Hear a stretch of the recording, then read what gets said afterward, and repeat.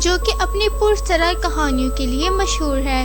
ان میں سے ایک کہانی ایک پرانی کوچنگ سینٹر کے قریب واقع ایک ویران عمارت کے بارے میں ہے، جس کے بارے میں مشہور ہے کہ وہاں واچر نامی ایک روح کا بسیرا ہے۔ ایک رات انجلی، جو ایک محنتی طالبہ تھی، پڑھائی مکمل کرنے کے لیے دیر تک رکی رہی۔ جیسے ہی کوچنگ سینٹر خالی ہوا، طلباء کی آوازیں ختم ہو گئیں اور وہ کمرے میں کاغذوں کی سرسراہٹ اور ٹیوب لائٹ کی ہلکی ہلکی گونج کے ساتھ اکیلی رہ گئی۔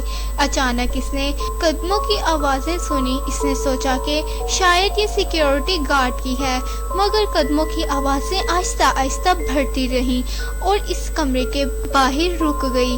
دل میں خوف کے ساتھ اس نے کھڑکی میں اپنی پرچھائی دیکھی اور دم بخود رہ گئی۔ اس کے پیچھے کوئی نظر نہیں آ رہا تھا، مگر کھڑکی کے عکس میں ایک سایہ دار شخصیت کھڑی تھی، جو کھوکھلی آنکھوں سے اسے دیکھ رہی تھی، جیسے اندھیرے میں گھول گئی ہو۔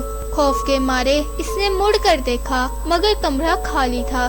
اس نے جلدی سے اپنی چیزیں سمیٹیں اور اس جگہ سے بھاگ گئی۔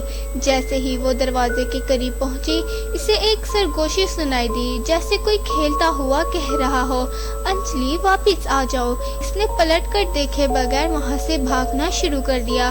رات کی ٹھنڈک اس کا پیچھا کرتی رہی جب تک کہ وہ سڑک تک نہیں پہنچ گئی۔